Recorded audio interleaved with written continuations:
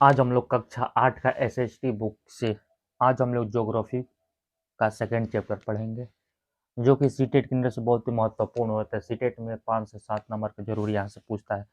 इसको हम लोग आज तेजी के साथ पढ़ेंगे और इसका क्वेश्चन आंसर अंत में करेंगे। चलो देखा जाए आज से क्या चैप्टर का नाम है। चैप्टर क्या है, कौन सा ये चैप्टर सेकेंड दिया है। चैप्टर सेकेंड दिया है और चैप्टर सेकेंड का देखो क्या है, ये क्यूआर कोड है। क्यूआर कोड को स्कैन करो और इस चैप्टर का पूरा वीडियो ये इसके बारे में दे देगा यूट्यूब पर। देखो, भूमि, मृदा, जल, प्राकृतिक, वनस्पति और वन्य जीव संसाधन, इस चैप्टर का क्या है, ये नाम है। अब देखो इसमें किसके और किसके बारे में रहेगा, भूमि के बारे में, मृदा के बारे में ना, कि मिट्टी कैसी होती है, और मृदा क्या होता है, जल क्या होता है, प्राकृतिक संसाधन वनस्पतियों के बारे में क्या देगा, पूरा वन्य जीव के बारे में बताएगा। अब देखो ऊपर ही दिखा दिया कि हम क्या पूछेंगे, पेड़ पौधों के बारे में, जल के बारे में, जीवों के बारे में हम क्या करेंगे, यहाँ से ये पूरा पूछेगा इस चैप्टर में। पक्षियों के बारे में ये पूरा पूछेगा। देखो क्या दिया, तंजानिया। अब देखो ये अफ्रीका का एक देश है तंजानिया। अफ्रीका कॉन्टिनेंट में एक देश है, क्या कौन सा है, तंजानिया। ये एक छोटे से गांव में, तंजानिया के एक छोटे से गांव में मम्बा, क्या है, मम्बा पानी लाने के लिए प्रातः शीघ्र उठती है। अब तो कोई मम्बा नाम की औरत या कोई होगा, उसे बहुत दूर जाना पड़ता है और वह कुछ घंटों के बाद लौटती है। इसके उपरांत वह घर के कार्यों में अपनी माँ का हाथ बटाती है, वो लड़की है मम्बा, हाँ, और अपने भाइयों की बकरियों की देखभाल करती है। उसके पूरे परिवार के पास उनकी छोटी झोपड़ी के चारों ओर चट्टानीय भूमि का एक भूभाग है। मम्बा क्या लिखा है कि पिता कठिन परिश्रम के बाद मात्र कुछ मक्का और सेम ही उगा सकते हैं, फिर भी यह उनके परिवार के साल भर के खाने के पर्याप्त नहीं होते थे। अब देखो इस चैप्टर में एक लड़की है जिसका नाम है मम्बा, तंजानिया की रहने वाली है, और वह पानी के, इस चैप्टर में पानी के बारे में बताया गया है इस पैराग्राफ में। वो पानी लाने के लिए बहुत दूर जाती है, जब दूर जाती है पानी ला लेकर आते हैं तो आने में उसको घंटों लग जाता है, घंटों लग जाता है तो वो क्या करती है, आने के बाद अपनी माँ के कार्यों में क्या करती है, कार्यों में हाथ बटाती है और अपने भाइयों के साथ बकरी चराने जाती है। और वह जहाँ रहती है ना उसके आसपास क्या है, सब कंकीड़ेली या पथेली भूमि है, उस पर उसके पिता कुछ फसल उगाते हैं जो उन लोगों को साल भर के लिए पर्याप्त नहीं होता है। अब देखो आगे बोला है कि इसके बारे में बोला है कि आओ कुछ करके सीखे। बोला है कि जिस प्रदेश में आप रहते हैं उस प्रदेश में भूमि, मृदा के प्रकार तथा उपलब्धता का प्रेक्षण कर अपनी कक्षा में चर्चा करें कि किस प्रकार के लोगों की जीवन शैली इनके द्वारा प्रभावित होती है।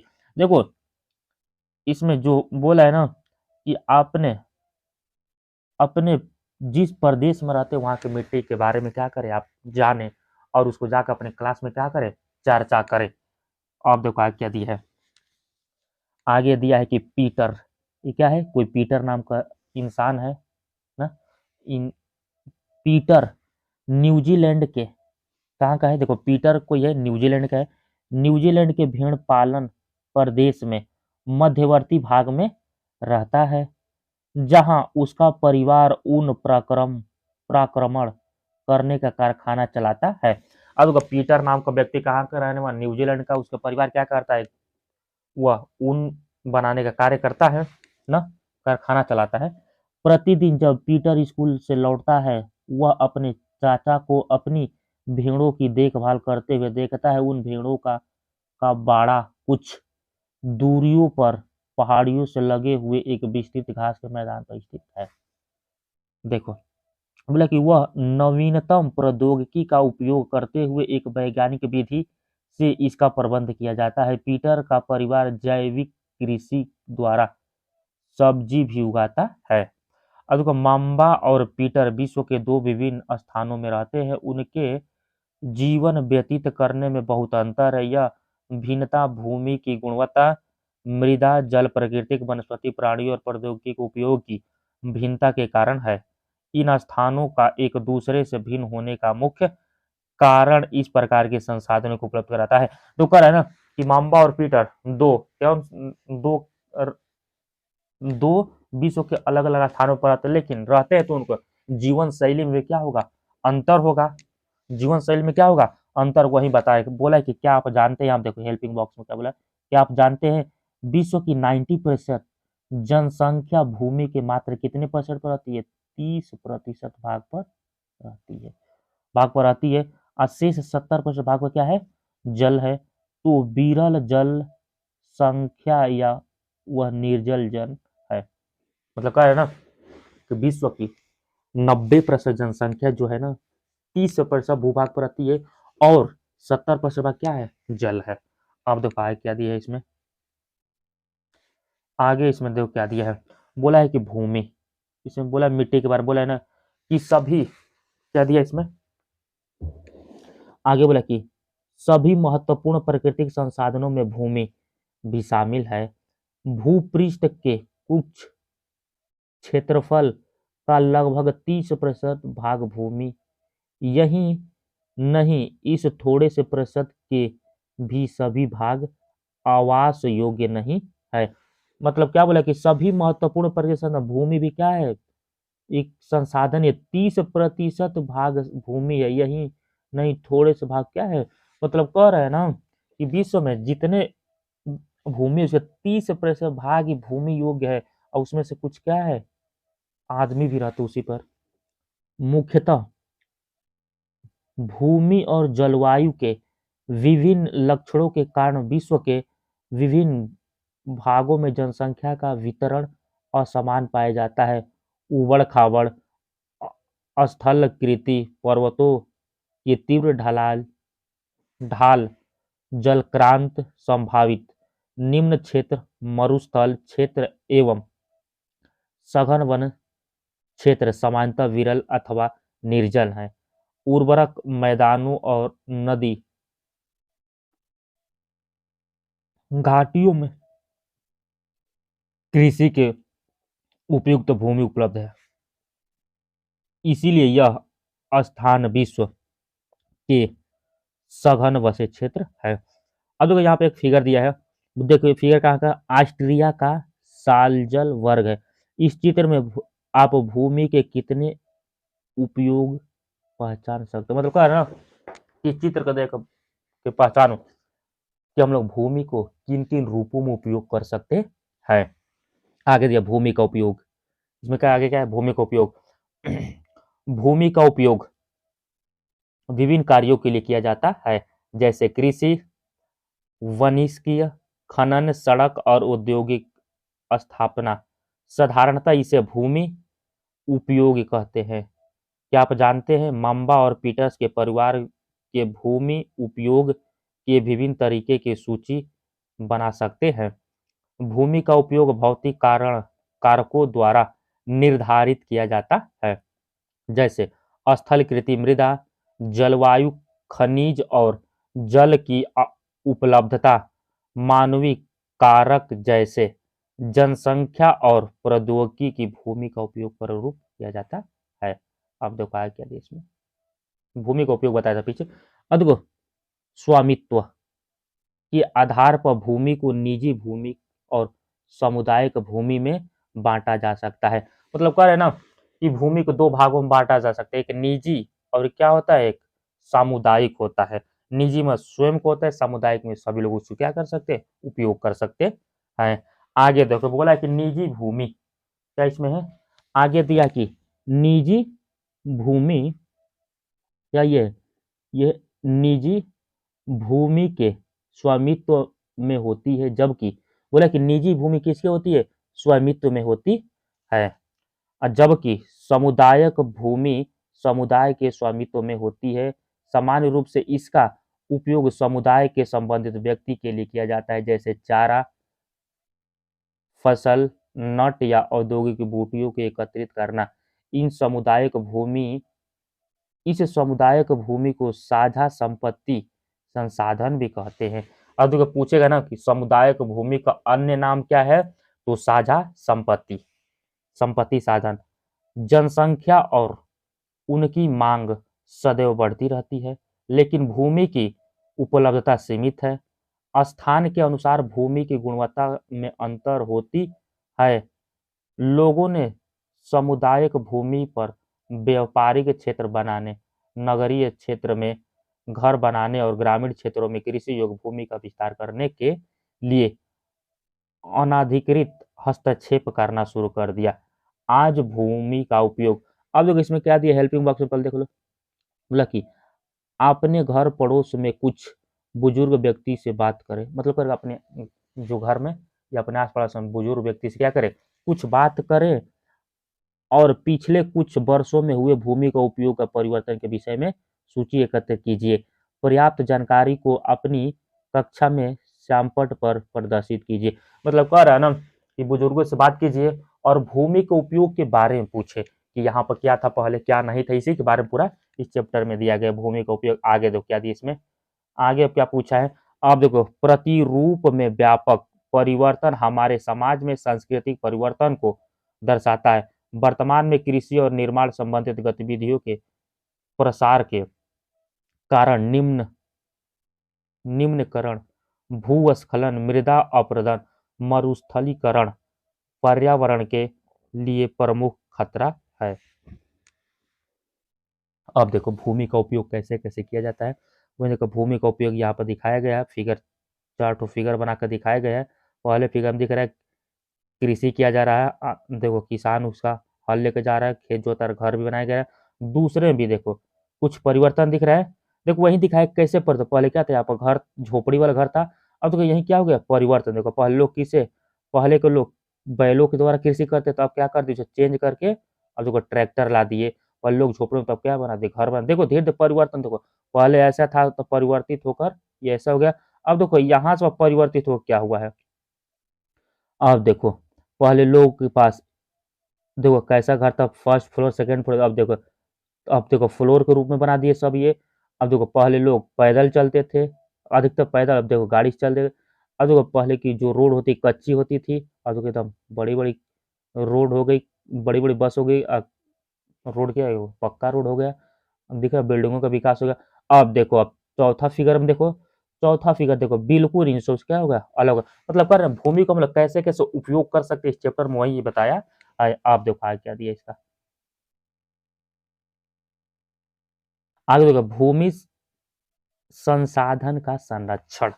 बोला कि बढ़ती जनसंख्या तथा इसकी बढ़ती मांगों के कारण वन भूमि और कृषि योग्य भूमि का बड़े पैमाने का विनाश हुआ है। मतलब कह रहे हैं ना कि बढ़ती जनसंख्या के कारण जो जितनी जनसंख्या बढ़ तो उसे क्या हो रहा है, भूमि और कृषि और भूमि योग्य कृषि और वनों क्या होता जा रहा है, धीरे धीरे विनाश होता जा रहा है, होता जा रहा है। इससे इससे इस प्राकृतिक संसाधन के समाप्त होने का डर पैदा हो गया। इसीलिए विनाश की वर्तमान दर को आवश्यक ही रोकना चाहिए। वन रोपण, भूमि उद्धार, रासायनिक कीटनाशकों और उर्वरकों के विनियमित उपयोग तथा अतिचारण अति उच्चारण अति आचरण लिखा है पर रोक आदि भूमि संरक्षण के लिए प्रयुक्त कुछ समान तरीके हैं। अब जनसंख्या बढ़ेगा तो वन कटेगा ही, जब जनसंख्या बढ़े तो घर बनेगा, तो घर बनेगा तो जितनी जमीन तो नहीं बढ़ सकता है, तो उसे क्या करेंगे, वन को काटेंगे। जब वन कटेगा तो हमारे लिए क्या होता है, खतरा होता है। खतरा हुआ तो इसीलिए कहा जा रहा है ना कि क्या किया जाए, वन रोका जाए, वन को काटने से रोका जाए और नए नए पेड़ को लगाया जाए। आगे देखो मृदा, अब देखो मिट्टी के बारे में क्या बोला इसमें। बोला कि मृदा, बोला कि पृथ्वी के पृष्ठ पर दानेदार कणों के आवरण की पतली परत क्या कहलाती है, मृदा कहलाती है। अब देखो मिट्टी अलग होता है, मृदा अलग होता है। अब देखो मृदा बोले कि पृथ्वी के ऊपरी परत पर जो दानेदार कण होता है ना, पृथ्वी के ऊपरी परत पर जो दानेदार कण होता है उसे क्या बोलते हैं, उसे मृदा कहते हैं। अब देखो यह भूमि के निकटता से जुड़ी हुई है ना। स्थल रूप मृदा के प्रकार की निर्धारित करता है। मृदा का निर्धारण चट्टानों से प्राप्त खनिज और जैव पदार्थ से किया जाता है। अब देखो क्या दिया है, इसमें दिया है भूस्खलन। भूस्खलन देखो भूकंप आया है दिख रहा है ना, अर्थक्विक। अर्थक्विक कैसा देखो बोला है ना कि भूस्खलन को समांतर रूप से शैल, मलबा या ढाल से गिरने वाले मिट्टी के बृहद संचलन के रूप में परिवर्तित किया है परिभाषित किया जा सकता है। वे प्रायः भूकंप, बाढ़ और ज्वालामुखी के साथ घटित होती है। लंबे समय तक पानी वर्षा होने के से भूस्खलन होता है। यह नदी के प्रवाह के कुछ समय के लिए अवरुद्ध होता है। नदी अवरुद्धता के अचानक फूट पड़ने से नीचे घटित घाटियों के आवास में विध्वंस आ जाती है। पहाड़ियों भूभाग से भूस्खलन एक मुख्य और विस्तृत रूप से फैली प्राकृतिक आपदा है जो प्रायः जीवन और संपत्ति को आघात पहुंचाती है और चिंता का एक प्रमुख क्या है विषय। देखो भूस्खलन का मतलब ये होता है ना, देखो भूस्खलन समांतर रूप से शैल मलबे को क्या गिरने से बनता है। देखो भूस्खलन ये होता है जैसे मान लो भूकंप है जी, उसे एक भाषा में भूकंप, जैसे भूकंप आता है क्या करता है, सब बिल्डिंग क्या करता है गिरा देता है। जब गिरा देता है क्या होता है, नदी जैसे नदी के किनारे है तो बड़े बड़े बिल्डिंग नदी में क्या हो जाएगा, वहां से अपना रास्ता हुआ मोड़ लेती है। और जो कि दिया कि एक वस्तु स्थिति अध्याय बोला है आगे देखो, बोला कि हिमाचल प्रदेश के किन्नौर जिले में रेकांग पियाओ के निकट पांजी गांव में बड़े भूस्खलन के कारण राष्ट्रीय महामार्ग 22 पूछे, देखो पूछे कि राष्ट्रीय महामार्ग 22 किस राज्य में है, मध्य प्रदेश में है। अब देखो 22 की पुरानी हिंदुस्तान तिब्बत सड़क के 200 मीटर तक भाग नष्ट हो गया। भूस्खलन पांजी गांव में तीव्र विस्फोटन द्वारा हुआ था। विस्फोटन के कारण ढाल का यह कमजोर जैव क्षेत्र गिर गया, जिसके कारण सड़क और गांव के आसपास के क्षेत्र को क्षति पहुंची। पांजी गांव को किसी संभावित मानव विनाश से बचाने के लिए पूर्ण रूप से खाली करा दिया गया। अब देखो बोला है कि आगे देखो, नवीनीकरण क्रियाविधि वैज्ञानिक प्रभाव विधियों के कारण हमें समझने की शक्ति मिलती है। भूस्खलन उत्पन्न होने के कारण कौन से कारक होते हैं, ये सब के बारे में मतलब क्या भूकंप आता है तो उससे पहले क्या क्या होता है, उसका कुछ संकेत होता है। अब चलो ये कमेंट बॉक्स बता रहा है कि धरती पर रहने वाले सबसे वह मतलब धरती पर रहने वाला कौन सा ऐसा जीव जो भूकंप आने से पहले उसको मालूम चलता है, सबसे पहले उसी को मालूम चलता है, कमेंट बॉक्स में बता देना। अब देखो कुछ लक्षण बोला है ना, भूस्खलन प्रभावित क्षेत्र से मानचित्र बनाकर हमें प्रभावित होने वाले स्थानों को इंगित करना, इस प्रकार क्षेत्रों के आवास बनाने के लिए छोड़ा जा सकता है। देखो भूमि को घिसकने से बचने के लिए प्रतिधारी दीवारों का निर्माण, मतलब कह रहे हैं ना कि जहां पर भूस्खलन होता है ना वहां पर कैसे घर बनाया जाता है, उसी का तरीका बता रहा है। और देखो भूस्खलन को रोकने के लिए प्रभावी तरीके वनस्पति आवरण में वृद्धि, मतलब कह कि ना कि ज्यादा क्या करो वन लगाओ तभी भूस्खलन रुकेगा ही ना। सतही अपवाह तथा झरना प्रवाहों के साथ साथ भूस्खलन की गतिशीलता को नियंत्रित करने के लिए पृष्ठीय अपवाह नियंत्रण उपाय क्रियान्वित किया गया है। देखो ये भूस्खलन कुछ तरीका बताया कि जैसे भूस्खलन के क्षेत्र में घर कैसे बनाया जाए, तो घर बनाने के लिए क्या किया जाएगा, जहाँ पर घर बनाया जाता है ना तो भूमि को घिसकने के बचाने के लिए क्या किया जाता है, वहाँ के कुछ तरीके बताए कि घर कैसे बनाया जा सकता है। आगे देखिए, आगे देखो बोला है, देखो ये क्या समझा, लेयर समझा है, मिट्टी का जो भूमि का लेयर कौन कौन, देखो जनक लेयर जो नीचे होता है इसे जनक लेयर होता है, उसके थोड़ा सा ऊपर क्या बोला है, अपक्षीय चट्टानी लेयर, ये समझाया है। अब देखो बालू गाद क्ले के साथ उपमृदा, देखो तीन भागों में बांटा, और चौथा देखो ह्यूमस और वनस्पति उपयोगी बताए। ये जो है ना मिट्टी के लेयर को समझाया इस तरीका से करके क्या किया है, वो मिट्टी को लेयर को समझाया। अब देखो शब्दावली, अपक्षय क्या होता है जी, तापमान परिवर्तन, तुषार क्रिया पौधे प्राणियों और मनुष्यों के क्रियाकलाप द्वारा अनावरित शैल का टूटना और क्षय होना। टूटना, जैसे मान लो मिट्टी जो होता है या चट्टान टूटता है तो उसे क्षय होता है, अपक्षय कहलाता है। देखो अपक्षय तापमान परिवर्तन, तुषार क्रियाओं के प्राणियों और मनुष्यों के क्रियाकलाप का अंतर। देखो मृदा परिक्षेपिता, देखो तथा भूमि पर जाने वाले खनिज से होता है। यह अपक्षय की प्रक्रिया के माध्यम से बनता है। खनिज और जैव पदार्थ से सही मिश्रण को मिश्रण मृदा को उपजाऊ बनाता है। क्या आप जानते हैं केवल 1 सेंटीमीटर, बोला क्या आप जानते हैं क्या केवल 1 सेंटीमीटर मृदा को बनाने में सैकड़ों वर्ष लगता है। अच्छा, जैसे मान लो बोला है ना, क्या पूछेगा कि 1 सेंटीमीटर मृदा को बनाने में कितने वर्ष लगता है, तो सैकड़ों वर्ष लगता है। मतलब कह रहा है ना कि जैसे मान लो कंकरेली मिट्टी है, उसको मृदा में बदलने में कितने वर्ष लगता है, तो सैकड़ों वर्ष लग जाता है।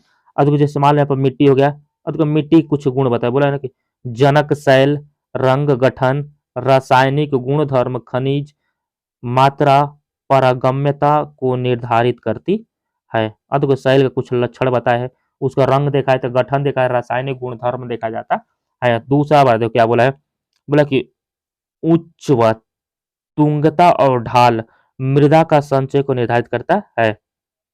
वनस्पति, प्राणी जगत और सूक्ष्म जीव ह्यूमस निर्माण की दर को प्रभावित करते हैं। अब देखो ह्यूमस निर्माण क्या होता है, जो ह्यूमस निर्माण मिट्टी के सबसे ऊपरी परत होता है उसे ह्यूमस कहा जाता है। अब देखो अगले लेवल की जलवायु, तापमान, वर्षा, अपक्षय और ह्यूमस निर्माण की दर प्रभावित करता है। अगले लेवल की समय, मृदा परिच्छेदिका की मोटाई को निश्चित करता है। अब देखो आगे क्या दिया, कुछ मिट्टी के लक्षण थे वो।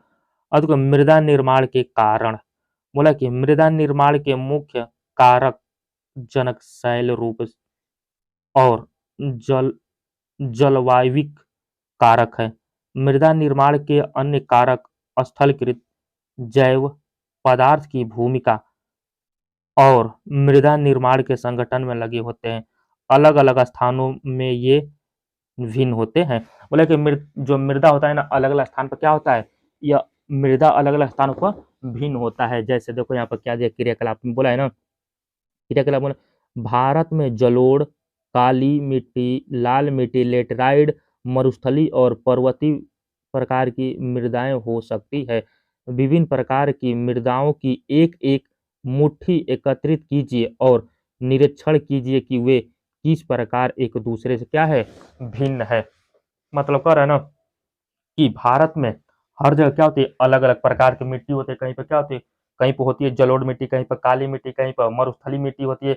और इन सब मिट्टी को एक एक मुट्ठी उठाओ और उन सब का क्या करो, तुम परीक्षण करो, उनके गुणों के परीक्षण, क्योंकि सब मिट्टी में क्या क्या अंतर दिया है।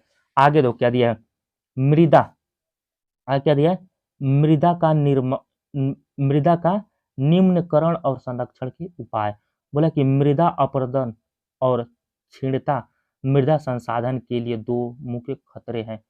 अब देखो मिट्टी के लिए दो खतरे कौन कौन है, पूछेगा ना कि मृदा के लिए दो खतरे कौन कौन है, तो क्या है, अपरदन और क्षीणता।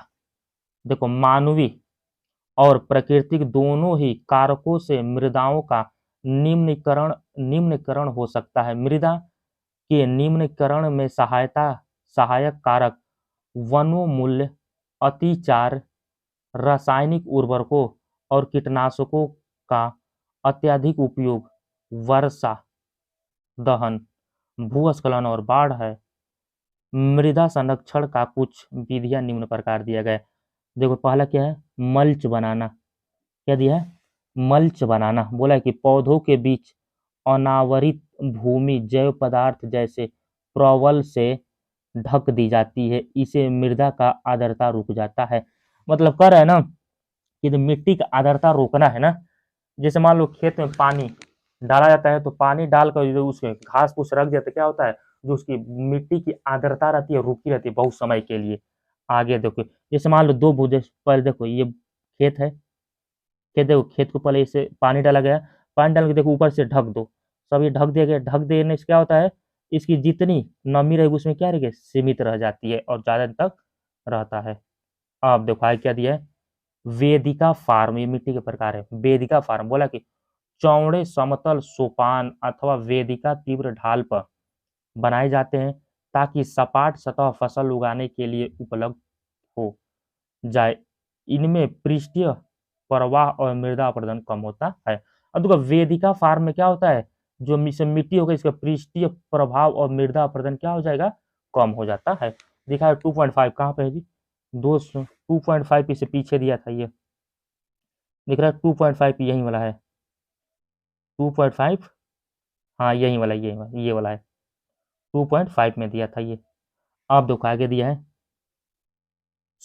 आगे दिया कि क्या लिखे, समोच्च रेखीय जुताई, बोला कि एक पहाड़ी ढाल पर समोच्च रेखाओं को समांतर जुताई ढाल से नीचे बहते जल के लिए एक प्राकृतिक अवरोध का निर्माण करते हैं। अब देखो समोच्च रेखीय जुताई मतलब जैसे पहाड़ों पर जुताई होता है ऐसे ढलान के रूप में वही यहाँ पर बताया है। अब देखो रक्षक मेखलाएं, बोला कि तटीय प्रदेश और शुष्क प्रदेश में पवन गति रोकने के लिए वृक्ष कतार में लगाए जाते हैं ताकि मृदा आवरण को बचाया जा सकता है। अब देखो पूछे कि रक्षक मेखलाएं क्यों लगाया जाता है या कहाँ पर लगाया जाता है, या शुष्क प्रदेशों में एक लाइन से लगाया जाता है पवन को रोकने के लिए। तो उसे क्या होगा, मिट्टी रुके रहेगा, मिट्टी उड़ेगा नहीं, तो जो मृदा होता है ऊपरी भाग पर आता है वो बचा रहेगा। क्या देखो रक्षक मेखलाएं दिख रहे हैं यहाँ पे, देखो एकदम क्रम से लगाए गए, सभी जितने पेड़ है सबको एकदम क्रम से लगाया गया है। आगे देखो क्या दिया है इसमें, आगे देखो क्या दिया है, आगे देखो समोच्च रेखीय रोधिकाएं ना, समोच्च रेखीय रेखाओं पर रोधिकाएं बनाने के लिए पत्थर घासों मृदा का उपयोग किया जाता है। रोधिकाओं के सामने जल एकत्र करने के लिए खाई बनाई जाती है। देखो रोधिका का मतलब रोकना, क्या करना, रोकने के लिए मिट्टी का, देखो बोला कि पत्थर का भी उपयोग किया जाता है, घास का भी उपयोग किया जाता है। अब देखो क्रियाकलाप फर्स्ट में, इसमें तो क्रियाकलाप में क्या दिया है, इसमें देखो दो ठो ये जार लिया है, देखिए दो ठो ये फिगर बनाए ऐसे करके जार में ऊपर से पानी गिरा रहा है। अब देखो इस क्या लिखा है, बोला कि एक ही आकार का और व दो ट्रे लीजिए, ट्रे है ना, ये क्या है, ये दो ट्रे है। अब देखो ट्रे लीजिए ना, इन ट्रे को 6 छेद बनाए, मतलब इसे 6 छेद बना दीजिए। इन बराबर मात्रा में मृदा भरिए, बराबर मात्रा में मिट्टी भर दो और ट्रे की मृदा को खाली छोड़ दीजिए। मतलब कर के जो और ट्रे है ना इसे मृदा जो इसे खाली छोड़ दो, और जबकि ब ट्रे में क्या कर दो, दाने डालकर कुछ पौधे उगा दो।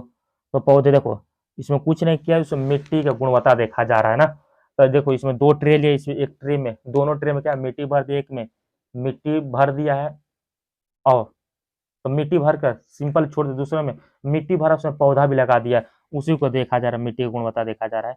अब आगे देखो क्या दिया इसमें, अब देखो दिया है चट्टानबाद, क्या दिया है, चट्टानबाद। बोला है कि ना यह जल के प्रभाव को कम करने के लिए बनाए जाते हैं। यह नालियों का की रक्षा करते हैं और मृदा क्षति को रोकते हैं। इसको चट्टानबाद में क्या करते हैं, यह जल के प्रवाह को कम करते हैं और यह नालियों का रक्षा भी करते हैं। अब देखो चट्टानबाद में क्या कहते हैं, ये बाढ़ के, जहाँ बाढ़ आता है वहां पे बनाया जाता है, जब बन जाता है तो उसे चट्टान के रूप में रहता है, मिट्टी क्या करता है, बाढ़ आएगा तो उसे रोक देता है, वहीं पर आगे नहीं बढ़ने देता है। अब देखो बाढ़, देखो बीज की फसल, क्या बोले, बीज की फसल, बोले कि वर्षा दोहन से मृदा को सुरक्षित रखने के लिए अलग अलग समय पर विभिन्न फसल एकांतर कतारों में उगाई जाती है। मतलब कह रहे हैं ना कि अलग अलग समय पर क्या कहते हैं, अलग अलग फसलें उगाई जाती है। पहला दिया है जल, इसमें जल देख लो, बोला है ना कि जल एक महत्वपूर्ण नवीनीकरण प्राकृतिक संसाधन है। भूपृष्ठ का 3/4, भूपृष्ठ का कितना, 3/4 भाग जल से ढका है, इसीलिए इसे जल ग्रहण कहना उपयुक्त है। इसीलिए 3.5 अरब वर्ष पहले जीवन आदि महासागरों में ही प्रारंभ हुआ था। हाँ देखो पूछा जाता है ना कि धरती पर पहले कौन आया था, तो यहाँ पर क्या आया था, अब कहाँ से है? तो महासागरों में ही जीवन पहले उत्पन्न हुआ। कब? 3.5 अरब पहले, 3.5 अरब वर्ष पहले महासागरों में से जीव धरती पाए थे। हो गया। आज भी महासागर पृथ्वी की सतह के 2/3 भाग को ढके हुए हैं और विविध प्रकार के पौधों और जंतुओं की मदद करते हैं। महासागरों का जल लवणीय है और मानवीय उपभोक्ताओं के लिए उपयुक्त नहीं है। अलवण जल केवल 2.7% है। इसका लगभग 70% भाग बर्फ के रूप में है। अब देखो, धरती पर जितना जल है ना, 70% जल है ना, तो 70% जल में हम लोग को सिर्फ पीने योग्य जल कितना है? 70 से 75% जल है ना, तो उसका हम लोग को सिर्फ पीने योग्य जल कितना है? सिर्फ 2.7%। और 2.7% में से ही 70% फिर किस रूप में? बर्फ के रूप में सब जमे हुए हैं। तो अब समझ लो हम लोग के पास कितना जल है। इसलिए कहा था कि जल बचाओ ना। है देखो, चादरों और हिमानियों के रूप में अटलांटिक, ग्रीनलैंड और पर्वतीय प्रदेशों में पाया जाता है। पाया बर्फ के रूप में कहाँ पाया जाता है? बर्फ की चादरों के रूप में पाया जाता है। अटलांटिक, ग्रीनलैंड और पर्वतीय क्षेत्रों में पाया जाता है। अपनी स्थिति के कारण ये मनुष्यों की पहुंच के बाहर है। केवल 1% अलवणीय जल उपलब्ध है और वह मानव उपभोग के लिए उपयुक्त है। यह भौम जल नदियों और झीलों में पृष्ठीय जल के रूप में तथा वायुमंडल में जलवाष्प के रूप में पाए जाते हैं। हम लोग को जो जल है ना, सिर्फ 1% जल उपयोग किया था। और उस जल में से भी जैसे मान लो 2.7% जल था, जिसका 70% जल क्या बर्फ के रूप में है, और जो हम लोग 1% लगभग बच जाता है उसका हम लोग उपयोग करते हैं, और कुछ नदियों के रूप में भी है जल है। अब जो क्या दिया, क्या आप जानते हैं? वर्ष 1975 में मानव उपयोग के लिए जल की खपत 3850 घन किमी वर्ष थी, जो वर्ष 2000 में बढ़कर 6000 घन किमी। देखो, ये दर्शा रहा है ना कि पहले मानव जल के कितने उपयोग करते थे और आज मानव कितना जल उपयोग कर रहा है, उसी को दर्शा। क्या आप जानते हैं? एक टपकता नल, बोले कि एक टपकता नल एक वर्ष में 1200 लीटर जल व्यर्थ करता है। यदि आपके घर में यदि नल से पानी टपक रहा है ना, तो समझ लो एक वर्ष में कितने लीटर? 1200 लीटर पानी क्या कर दे रहा है? व्यर्थ कर दे रहा है। इसीलिए जल बचाइए। अब देखो आगे क्या दिया है, आगे देखो क्या दिया है। बोला ये क्रियाकलाप कुछ दर्शाई, इससे पहले पढ़ो इसको। इसीलिए अलवणीय जल पृथ्वी का सबसे अधिक मूल्यवान पदार्थ है। पृथ्वी पर जल न बढ़ाया जा सकता और न घटाया जा सकता है। इसकी कुल मात्रा स्थिर रहती है। इसकी प्रचुरता में विविधता प्रतीत होती है, क्योंकि यह वाष्पीकरण, वर्षण और वाह की प्रक्रियाओं द्वारा महासागरों, वायु, भूमि और पुनः महासागरों के चक्रण द्वारा निरंतर गति करती रहती है। क्या आप जानते हैं कि इसे जल चक्रण कहते हैं? मनुष्य जल की बड़ी मात्रा में उपयोग न केवल पीने और धुलाई के लिए करता है, वरना वरना और आगे उत्पादन के लिए करता होगा। अब तो कर है ना कि जो जल है ना, जल का चक्रण धरती पर आता है, तो फिर वो भाप के रूप में क्या करता है? ऊपर चला जाता है। ये सब उनका क्रिया क्या होता है? चलता रहता है, चक्रण कहलाता है। आगे देखिए क्रियाकलाप में तो क्या बताया, बोला कि औसतन एक भारतीय नागरिक प्रतिदिन प्रतिदिन लगभग 150 लीटर जल का उपयोग करता है। मतलब कह रहा है कि भारत की एक इंसान एक दिन में 150 लीटर उपयोग करता है। उसका सारणी बनाया किन किन उपयोगों में।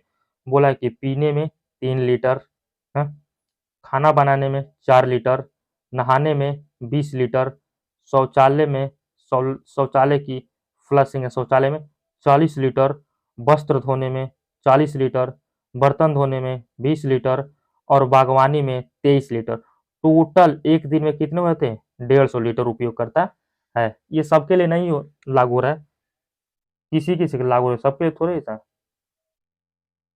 आप देखो आगे बोला कि प्रक्रिया में भी करता है। जल कृषि उपयोग तथा बाधकों के जलाशयों के माध्यम से विद्युत उत्पादन करने में भी प्रयोग किया जाता है। जल स्रोतों के सूखने अथवा जल जल के अलवणी की पूर्ति के लिए किया जा सकता है। बढ़ती जनसंख्या, भोजन और नकदी फसलों, बढ़ती मांग, बढ़ती नगरीकरण और बेहतर होता जीवन स्तर। मतलब कह रहे हैं ना कि जल की भूमिका अहम है, क्योंकि नगर बढ़ रहा है जल के कारण। जल नहीं रहे तो बड़े बड़े बिल्डिंग नहीं बनेगा, जनसंख्या भी नहीं बढ़ेगा। ये जल का अहम भूमिका होता है। क्या आप जानते हैं कि आपने जल बाजार के बारे में सुना है? सौराष्ट्र प्रदेश, सौराष्ट्र को क्या बोलते हैं, महाराष्ट्र है क्या सौराष्ट्र? हाँ। प्रदेश में 1.25 लाख जनसंख्या वाला अम अमरेली शहर के पास तालुकाओं से पानी खरीदने के लिए पूर्णतः निर्भर है। हैं? अब देखो, पानी का महत्व वो लोग जानते हैं जहां पर पानी नहीं मिलता है। हाँ? इसीलिए पानी बचाओ। जल उपलब्धता की समस्या। विश्व के कई प्रदेश विश्व के कई प्रदेशों में जल की कमी है।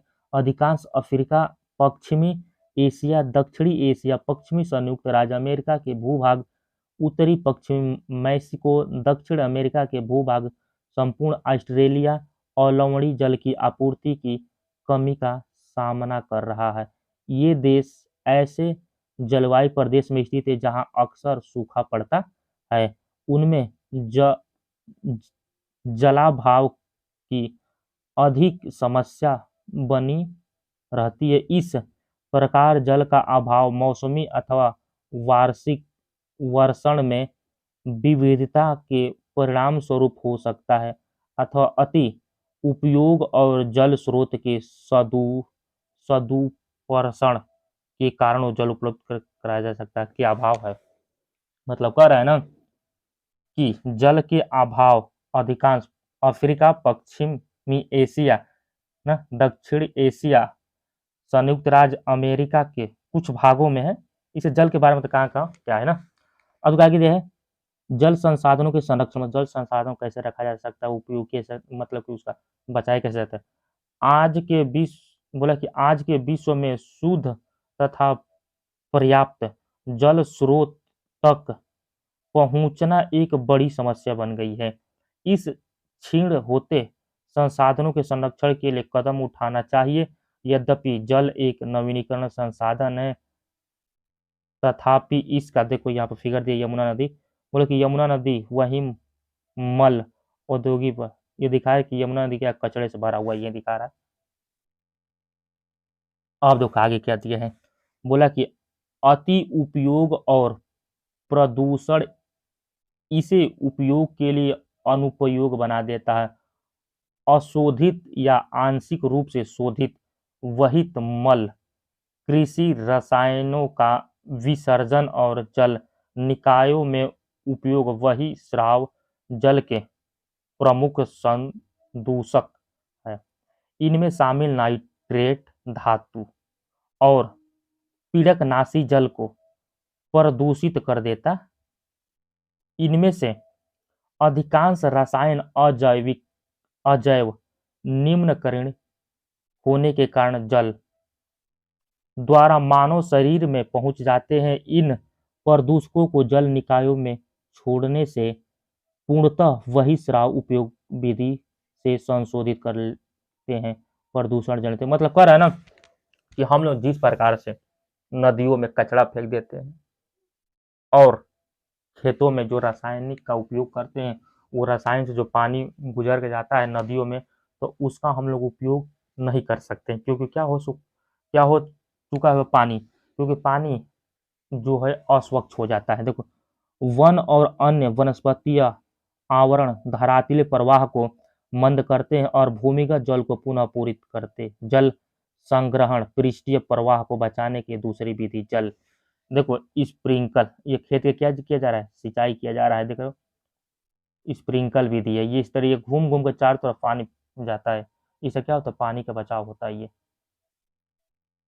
अब देखो आगे क्या दिया है, आगे दिया स्प्रिंकल था वो फिगर था। देखो संग्रहण पृष्ठीय प्रवाह को बचाने के दूसरी विधि जल रिसाव को कम करने के लिए खेतों के सिंचित करने के लिए नहरों को ठीक से पक्का करना चाहिए। रिसाव और वाष्पीकरण से होने वाले जल क्षति को रोकने के लिए क्षेत्र के स्प्रिंकल से सिंचाई करना चाहिए और वाष्पीकरण अधिक देर वाली शुष्क प्रदेश में सिंचाई के ड्रिप अथवा टपक विधि का उपयोग किया जाना चाहिए। इन विधियों का अपनाकर मूल्य विधि का जल संचय, मतलब कर है ना कि जो हम लोग खेत में पानी डालते हैं, ज़्यादा डाल देते हैं, तो उसको स्प्रिंकल या ड्रिप सिंचाई विधि से किया जाना चाहिए। क्या आप जानते हैं, यहाँ देखो, क्या आप जानते हैं अपने घर की छत पर वर्षा जल एकत्र करके इस जल संग्रहण का करना विभिन्न उत्पादक उपयोगी में लाना वर्षा के जल संग्रहण कहलाता है। औसतन 2 घंटे की वर्षा का एक दौर 8000 लीटर जल बचाने के लिए काफी है। मतलब कह रहे हैं ना, यदि 2 घंटा जम का बारिश हो जाता है ना, लगभग 8000 लीटर तक पानी बचाया जा सकता है। अब देखो, प्राकृतिक वनस्पति और वन्य जीव। अब देखो यहाँ चालू हो गए प्रकृति के बारे में और प्रकृति में रहने वाले जीवों के बारे में। आप देखो बोला कि स्कूल के बच्चे, क्या बोला, स्कूल के बच्चे हस्तशिल्प प्रदर्शन में घूम रहे थे। प्रदर्शन में वस्तुएं देश के विभिन्न भागों से एकत्र की गई थी। मोना ने एक थैला हाथ में उठाया और उत्साह से कहा, यह एक सुंदर हैंडबैग है। अध्यापिका ने कहा, हाँ, यह जूट से बना है। क्या आप उन टोकरियों, दीप, छात्रों और कुर्सियों को दिखाते हैं? वे बताते और बांस की बनी भारत की पूर्वोत्तर और उत्तर पूर्वी आंध्र प्रदेशों में बांस की प्रचुर मात्रा में पैदा किए जाते हैं। जैसी नाम की लड़की थी, जैसी रेशमी स्कार्फ देखकर उत्साहित हो गई। स्कार्फ ना देखो उत्साहित हुई, यह खूबसूरत स्पार्क का है। स्कार्फ देखो। अध्यापिका ने स्पष्ट की कि रेशम कीट से प्राप्त किए जाते हैं जो शहतूत के पेड़ पर पाले जाते हैं। बच्चे समझ गए कि पौधे हमें अनेक विभिन्न उत्पादन प्रदान करते हैं जिसका उपयोग हम लोग क्या करते हैं दैनिक जीवन में करते हैं। अब देखो यहाँ से जो है ना, रेशम के जो कीट होते हैं ना, रेशम के कीट अपने साथी को लगभग 3 किलोमीटर दूर से पहचान जाता है। अब देखो क्या कह दिया है, प्राकृतिक वनस्पति और वन्य जीव केवल स्थल मंडल, जल मंडल, वायुमंडल के बीच एक संकरे क्षेत्र में ही पाए जाते हैं जिसे हम जैव मंडल कहा जाता है। अब देखो जैव मंडल क्या कहता है, जैव मंडल बोलाता है ना कि स्थल मंडल और वायुमंडल के बीच पाए जाने वाले मंडल को क्या बोला जाता है, जैव मंडल, या पाए जाने वाले भाग को क्या बोला जाता है, उसे बोला जाता है जैव मंडल कहा जाता है। अब देखो आगे क्या दिया इसमें, आगे दिया देखो इसमें बोला कि सभी जीव क्या है, सभी जीवित जातियां जीवित रहने के लिए एक दूसरे से परस्पर संबंधित और निर्भर रहती है। इस जीवन आधारित तंत्र को पारितंत्र कहा जाता है। अब देखो पारितंत्र बोला है ना कि इस धरती पर सभी जीव जीवित रहने के लिए क्या करते हैं, एक दूसरे पर निर्भर रहते हैं, उसे पारितंत्र कहता है। देखो बोला कि वनस्पति और वन्य जीव बहुमूल्य संसाधन है। पौधे हमें इमारती लकड़ी देते हैं, प्राणियों को आश्रय देते हैं, ऑक्सीजन उत्पादन करते हैं जिससे हम सांस लेते हैं, फसलों क्या बोले लेते हैं, फसलों को उगाने के लिए आवश्यक मृदा की सुरक्षा करते हैं, रक्षक मेखलाओं के रूप में कार्य करते हैं, भूमिगत जल के संग्रहण में सहायता करते हैं, हमें फल, लेटेक्स, तारपीन का तेल, गोंद, औषधि पौधे और कागज प्रदान करते हैं जो आपके अध्ययन के लिए अत्यधिक आवश्यक है। पौधों के असंख्य उपयोग है, उनमें आप कुछ और जोड़ सकते हैं। मतलब यहाँ से क्या क्या है, पौधों के उपयोग के बारे में बताइए, पौधों से हम लोग क्या क्या प्राप्त करते हैं वर्तमान में, और आप भी कुछ इसमें जोड़ सकते हैं। बोला गया देखो वन्य जीवन के अंतर्गत जंतु, पक्षी, कीट एवं जलीय जीव रूप आते हैं। उनमें हमें दूध, मांस, खाल और ऊन प्राप्त होती है कीट जैसे। अब देखिए फिगर यहाँ दिखाया गया किसका है, ब्रह्म कमल एक औषधि बूटी है। यहाँ पर किला जो पक्षी है, किंग फिशर होता है जो मछली को पकड़ती रहती है। आप देखो आगे क्या दिया है, आगे दिया देखो मधुमक्खी हमें शहद देती है। फूलों को के परागण में मद करती है मद मदद करती है।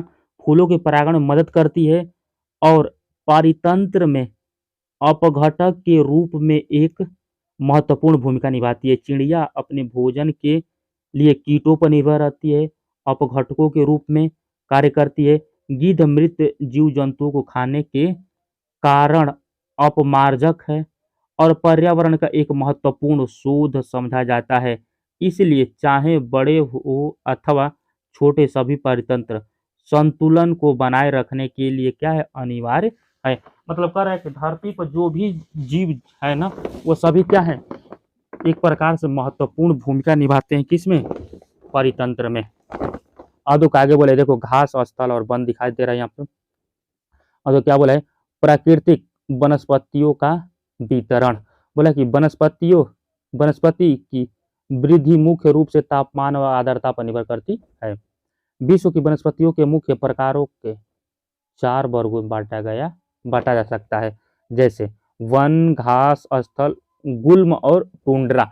मतलब कहें कि विश्व की वनस्पतियों कितने भागों में बांटा जा सकता है, 4 भाग में। वो 4 भाग कौन कौन है, पहला है वन, दूसरा है घास, तीसरा है स्थल और गुल्म और टुंड्रा, दोनों एक ही करके 4 प्रकार के भागों में इसे बांटा जा सकता है। अब देखो यहाँ पर गिद्ध को दिखाया, गिद्ध हमारे अब वातावरण से धीरे धीरे समाप्त हो रहे, क्यों समाप्त हो रहे हैं उसी का कारण बताया। बोला है ना कि भारतीय उपमहाद्वीप में, क्या बोला है, भारतीय उपमहाद्वीप में जिन पशुओं का उपचार डिक्लोफिनैक किसे डिक डिक्लोफिनैक, स्प्रिन अथवा इब्रोफ्रेन जैसे पीड़ानाशक से किया जाता था, उनके अपमार्जक उपरांत गिद्ध किडनी खराब होता। मतलब कह रहे हैं कि जिन जिन पशुओं को, यदि पशुओं का तबीयत खराब हो जाता था तो उनको जो दवा डिक्लोरोफिनैक और एस्प्रिन दिया जाता था ना, वह पशुओं के दर्द में काम करता था। तो पशु जब मरते थे तो वह गिद्ध खाते थे, तो गिद्ध का क्या होता है, किडनी खराब हो जाता था और गिद्ध भी क्या करते थे, मर जाते थे। और पशुओं पर केवल इन औषधियों के उपयोग के कारण प्रतिबंध लगा दिया गया और क्या कह दिया, जो दवा था उस पर प्रतिबंध लगा दिया गया, क्योंकि गाय पशु तो ठीक हो जाते ना, जब मरते तो उसका असर रहता था ना, वही गिद्ध खाते जिससे क्या होता था, इसका किडनी खराब हो जाता था और गिद्ध भी क्या होता है, दुनिया धीरे धीरे समाप्त होते जा रहे थे। अब दिखाई क्या दिए हैं, बोला कि भारी वर्षा वाले क्षेत्रों में विशाल वृक्ष उग सकते हैं। इस प्रकार वन प्रचुर जल आपूर्ति वाले क्षेत्र में ही पाए जाते हैं। जैसे आर्द्रता कम होते ही वैसे वैसे वृक्षों का आकार और उनकी सघनता कम होती जाती है। सामान्यतः वर्षा वाले क्षेत्रों में छोटे आकार वाले वृक्ष और घास उगती है, जिससे विश्व के घास स्थल का निर्माण होता है। अब तो कह रहा है ना कि जहाँ ज्यादा वर्षा होता है ना, वहाँ पर छोटे छोटे पौधे उगते हैं। देखते हो कि बरसात के दिन में बहुत सारी झाड़ियाँ उग जाती है और धीरे धीरे जब जैसे ही मई जून का दिन आता है, क्या होता है, धीरे धीरे झाड़ियाँ खत्म हो जाता है ना। लेकिन जहाँ पर वर्षा नहीं, तो बड़े बड़े विशाल पेड़ है कि वो उगते हैं। अब देखो, कम वर्षा वाले क्षेत्र शुष्क प्रदेश में कटीली झाड़ियाँ एवं गुल्म उगते हैं। इस प्रकार के क्षेत्र में पौधों की जड़ें गहरी होती है। वाष्पोत्सर्जन से होने वाली आर्द्रता की हानि को घटाने के लिए इन पौधों की पत्तियां कांटेदार और मोमी सतह वाली होती है। शीत ध्रुवीय प्रदेश के टुंड्रा वनस्पतियों में मांस और लाइकेन सम्मिलित है। पौधे 2 शताब्दियों में विश्व में जितने लोग थे, इस समय उनसे कहीं अधिक लोग थे। बढ़ती जनसंख्या के पोषण के लिए फसलों को उगाने के लिए वनों के विशाल क्षेत्रों को क्या काट दिया गया। अब देखो, विश्व भर में क्या बोला है, विश्व भर में वनों का आकार आवरण तेजी से समाप्त होता रहा है। इस प्रकार बहुमूल्य संसाधन संरक्षण की तुरंत आवश्यकता है। मतलब कह रहा है ना कि विश्व में जितना जनसंख्या था ना उससे कहीं ज्यादा क्या था, वृक्ष था। अब वृक्ष की जनसंख्या कम हो गया और इंसानों की जनसंख्या क्या हो गया, ज्यादा हो गई। जब जनसंख्या बढ़ेगा तो पेड़ पौधे काटा जाएगा, पेड़ पौधे काट के क्या घरों बनाया जाएगा, बिल्डिंग बनाया जाएगा और उसे कृषि योग्य भूमि बनाया जाता है। अब देखो यहाँ क्या दिखाया गया, वन में अजगर, यहाँ पर अजगर दिखाया गया है। अजगर इसलिए दिखाया क्योंकि यह क्या है, ये भी क्या है, प्रकृति के लिए बहुत ही क्या है, यह प्रकृति के लिए बहुत ही इम्पोर्टेंट है।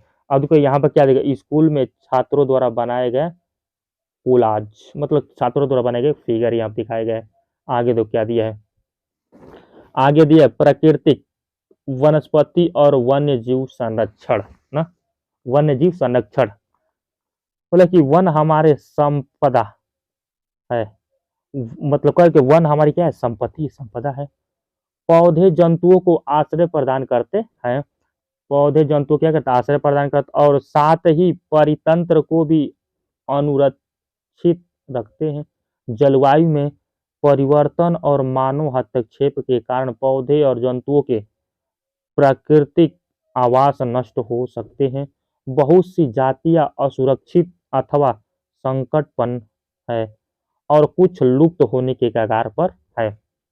वनोन्मूलन, मृदा अपरदन, निर्माण कार्य, दानव नल और भूस्खलन में से कुछ मानव और प्रकृति कारक है जो मिलकर इन महत्वपूर्ण प्राकृतिक संसाधनों के लुप्त होने की प्रक्रिया को बढ़ावा देते हैं। आज की मुख्य चिंताओं में से एक अनाधिकार शिकार करने की संख्या का बढ़ना है, जिससे कुछ खास प्रजाति की संख्या है। मतलब कह रहा है ना कि वन्य जीव क्या बोले, वन क्या बोले, प्राकृतिक वनस्पति ना और वन्य जीव संरक्षण, मतलब कह रहे हैं कि धरती पर कुछ ऐसे ऐसे पेड़ पौधे और ऐसे ऐसे जीव है ना क्या है जो विलुप्त होने की कगार पर है।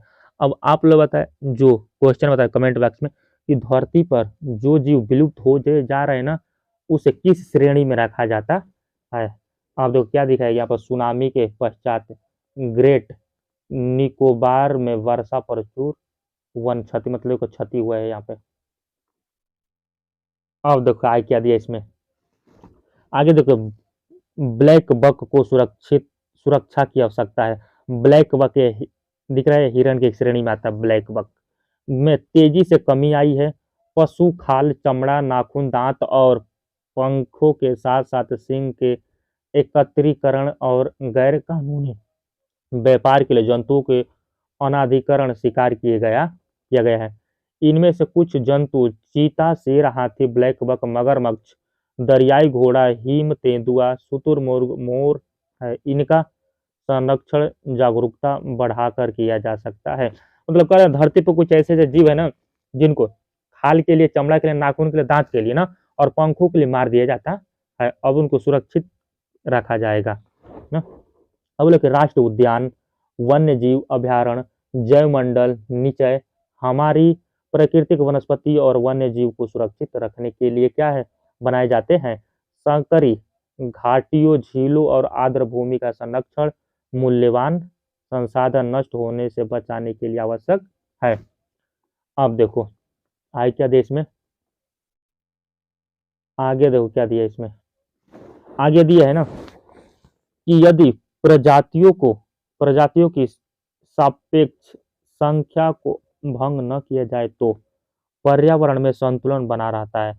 विश्व के अनेक भागों में मनुष्यों ने अपने क्रियाकलापों से अनेक प्रजातियों की प्राकृतिक आवासों को उथल पुथल कर दी है। उनके पक्षियों और जीव जंतुओं के अनाधुन शिकार के कारण या तो वे विलुप्त हो गए या विलुप्त होने के कगार पर है। प्रादेशिक और सामुदायिक स्तर पर जागरूकता कार्यक्रमों जैसे सामाजिक वानिकी वन महोत्सव को प्रोत्साहित करना चाहिए। स्कूलों के बच्चों को पक्षी देखने प्राकृतिक कैंपों में जाने के लिए प्रोत्साहित करना चाहिए ताकि वे विविध जातियों के निवास का अवलोकन कर सके। मतलब कर है ना कि धरती पर यदि न पेड़ पौधे काटा जाए, न जीव जंतु मारा जाए ना, तो वह क्या करेगा, संतुलन बनाए रखेंगे और बच्चों को देखते हो टूर पर ले जाता है, टूर पर लेके ये दिखाया जाता है ना कि कौन सा जीव कहाँ पर आता है और कौन सा जीव की संख्या क्या घट रहा है, किस जीव की संख्या बढ़ रहा है, कैसे लोग पहले रहते थे, यही सब बताया जाता है ना। अब देखो आगे क्या दिया है, बोला कि बहुत से देश पक्षियों और पशुओं को मारने और उनके व्यापार करने के विरुद्ध हैं। भारत में शेरों, चीतों, हिरणों, भारतीय सारंग और मोर को मारना अवैध है। जैसे भारत में देखो शेर मारोगे अवैध है, चीता मारोगे अवैध है, हिरण अवैध है, मोर सब क्या है अवैध कर दिया गया है ना। एक अंतर्राष्ट्रीय परिपाटी CITIA द क्या लिखा है, the convention on international trade in endangered species of wild fauna and flora की स्थापना की गई है, जिनमें प्राणियों और पक्षियों की अनेक जातियों की सूची तैयार की गई है। इस सूची में दिए गए सभी पक्षियों और प्राणियों के व्यापार करने के प्रतिबंध लगाया गया है। पौधों और प्राणियों का संरक्षण प्रत्येक नागरिक का नैतिक जीवन है। अब तो पूछेगा ना कि दुनिया में पौधे और पक्षियों मतलब किन किन पौधे और किन किन पक्षियों पर प्रतिबंध कहाँ से जाने, तो एक क्या है, एक क्या है CITIS एक बुक है उसमें लिखा गया है। कौन सा है, CITIS में लिखा गया, देखो यहाँ पे शब्दावली में क्या लिखा है, राष्ट्रीय उद्यान वर्तमान और भविष्य की पीढ़ियों के लिए क्या है, एक या एक से अधिक परितंत्रों की परिस्थिति एकता की रक्षा के लिए नामित किया गया है। प्रकृति संसाधन वही बोला है, बच्चों को दिखाया जाएगा बारे में है। देखो चीतलों का झुंड क्या है, देख रहे चीतलों का झुंड यहाँ पे दिखाया गया है। अब देखो चीतल पहली बार हम लोग अभी सुने, देखो हमको लगे चीतल ये पहली बार सुन रहे हैं, अभी क्या होता है चीतल उसके बारे में देखा जाएगा।